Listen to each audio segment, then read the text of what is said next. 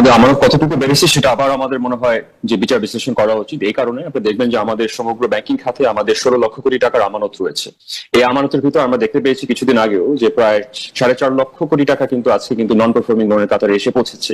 এর উপরে আমরা দেখেছি যে প্রতিষ্ঠানগুলো, বিশেষ করে যে ইসলামী ব্যাংকগুলো আমরা দেখেছিলি যে নড়বড়ে অবস্থায় ছিল, যাদের স্ট্যাচুটরি রিজার্ভ নেই এবং যাদের ব্যালেন্স শিটের আসল চিত্র আসলে সত্যিকার অর্থে যে মানে ভঙ্গুর একটি একটি ব্যাংকিং খাতের পরিণত করেছে, সেমন একটি বাস্তবতা আমরা দেখেছি যে আসলে আপনার 120 কোটি টাকা যেটা আমরা বলেছি যে স্বল্প আয়ের মানুষ আপনি সংযোজন করেছেন, সেটা একদমই আমি মনে করি যে নগণ্য অ্যামাউন্ট। এবং আপনি দেখবেন যে বাংলাদেশে 14,60,00,000 ব্যাংক অ্যাকাউন্টের ভিতরে মাত্র 9 কোটি ব্যাংক অ্যাকাউন্টে মাত্র 5,000 টাকার আপনার আমানত রয়েছে। তো আমরা এখানে যদি আপনি প্রতি জেলা বাই জেলা যদি আপনি একটা বিচার বিশ্লেষণ করে দেখেন, আপনার স্বল্প আয়ের মানুষ কিন্তু আসলে সত্যিকার অর্থে কিন্তু সঞ্চয় কিন্তু রাখতে পারছে না। আর যে অর্থ তারা আগে যারা বাসায় রাখতো, আপনার ম্যাট্রেসের নিচে যারা যেই অর্থটাকে সঞ্চয় করে রাখতো, আজকে তারা সেখানেও কিন্তু নিরাপত্তাহীনতায় ভুগছে। বিধায় কিন্তু দেখা যাচ্ছে যে আপনার স্বল্প আয়ের মানুষ এই এই আপনার এই অর্থ বাড়িতে না রেখে কিন্তু তারা ব্যাংকিং সিস্টেমে কিন্তু আপনার আমানতটি সঞ্চয় করে রাখছে। কিন্তু বাস্তব কথা হচ্ছে যে বাংলাদেশে বিনিয়োগ কমারও কিন্তু এখানে যথার্থ কিছু কারণ রয়েছে। মূলত একটা কথা যেটা আমরা সবসময় বলেছি যে আমাদের আজ কিছুদিন আগে আমরা দেখলাম যে আমাদের বিজনেস ইনভেস্টমেন্ট সামিট একটা হলো, এবং আমি মনে করি আমাদের যারা প্রেজেন্টার ছিল তারা যথার্থ বলেছেন এবং প্রেজেন্টেশন আমি মনে করি আসলে সত্যিকার অর্থে উন্নত মানের হয়েছে। কিন্তু বাস্তব কথা হচ্ছে যে বাংলাদেশে এই অর্থ বছরেও কিন্তু আমরা দেখেছি যে বিনিয়োগ কিন্তু আসছে না। মূলত একটা কারণে যে আমরা টাকার স্থিতিশীলতা ডলারের বিপরীতে আমরা সামঞ্জস্য আমরা রাখতে পারি নাই। যখন একটা বিদেশি বিনিয়োগকারী দেখবে যে আপনার ইনভেস্টমেন্টের 40% খালি কারেন্সি ডিভ্যালুয়েশনই চলে যাবে, সেই আপনার অস্থিতিশীল অর্থনীতিতে কিন্তু অনেকে কিন্তু বিনিয়োগ করতে পারবে না এবং করতে চাবে না। তার উপর আপনি দেখবেন যে আমাদের বর্তমানে আজকে সুদের হার আপনার 14 থেকে 16% লেন্ডিং রেট যেটা রয়েছে, এই উচ্চ সুদের হার যদি আপনি দীর্ঘ সময় ধরে ধরে রাখেন, ভবিষ্যতে বিনিয়োগ কিন্তু আরো সংকুচিত হবে।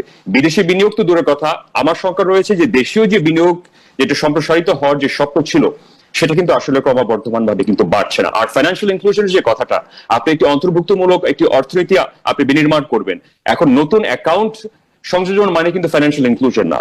আপনার access to cheap credit, access to quality credit এবং বিজনেস এনভায়রনমেন্ট যদি আপনি দেশের মানুষকে আপনি উপহার দিতে পারেন, সেটা আমি মনে করি যে একটি কার্যকরী ফাইন্যান্সিয়াল ইনক্লুশন হবে। তারপরও অন্তর্বর্তীকালীন সরকার এখন যে সদিচ্ছা রয়েছে, বিশেষ করে বাংলাদেশ ব্যাংকের গভর্নর এবং মাননীয় ফাইন্যান্স উপদেষ্টা, সেটা আমি মনে করি যে ইতিবাচক।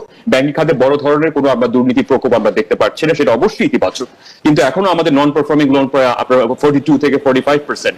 অনেক কয়টা ব্যাংকে 10-12টা ব্যাংকে আমরা দেখেছি 60% থেকে 70% ঊর্ধ্বে আপনার নন পারফর্মিং লোন আছে। এমন একটি বাস্তবতা আসলে আমাদের ম্যাক্রোইকোনমিক স্টেবিলিটি, আপনার প্রাইস স্টেবিলিটি, যেটা আমি মনে করি মূল্যস্ফীতি যদি আমরা নিয়ন্ত্রিত রাখতে পারি, টাকার মান ডলারের বিপরীতে যদি আমরা স্থিতিশীল রাখতে পারি, আমি মনে করি ভবিষ্যতে ইনশাল্লাহ আগামী অর্থ বছর অন্তত পক্ষে আমার বিশ্বাস যে আবার আমি মনে করি যে বিনিয়োগে বৃদ্ধি পাবে, যেটা আমরা বিগত 4 অর্থ বছর আসলে সত্যিকার অর্থে আমরা দেখতে পারি নাই।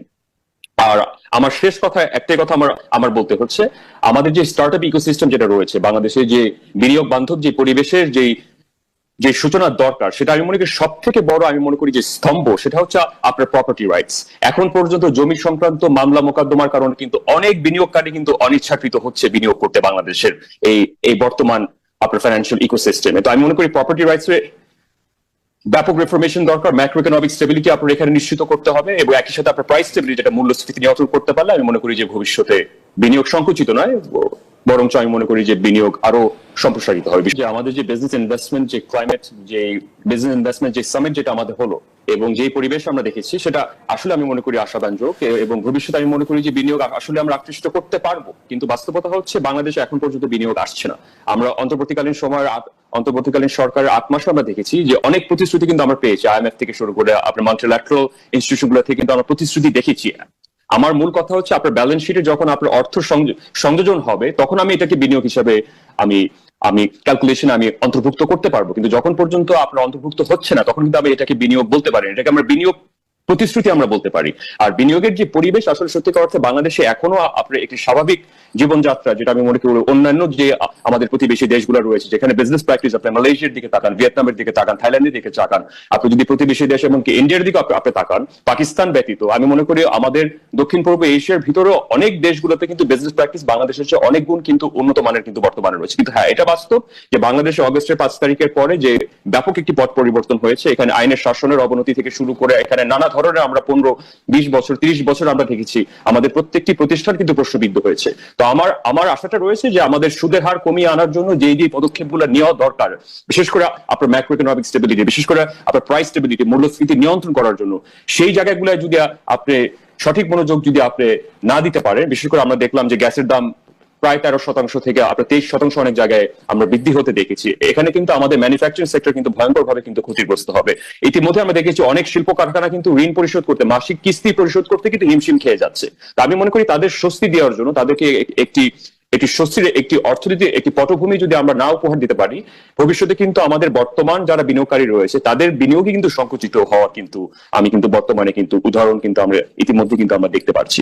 তো সেই দিক থেকে অবশ্যই আমাদের সুদের হার আগামী বছরে আমি মনে করি যে কমিয়ে আনা সম্ভব, যদি আমরা মূল্যস্ফীতি, বিশেষ করে যে আপনার অবৈধ সিন্ডিকেট গুলো যেগুলো রয়েছে, যারা চাঁদাবাজকারী যারা রয়েছে, তাদের কালো হাত যদি আমরা ভেঙে দিতে পারি, যদি আসলে আমাদের বাংলাদেশে আইনের শাসন আমরা প্রতিষ্ঠিত করতে পারি, proper enforcement of property laws যদি আমরা এখানে এনফোর্স করতে পারি, আইনের শাসন যদি প্রতিষ্ঠিত হয়, মনে করি বাংলাদেশে অনেক বিনিয়োগ আসবে।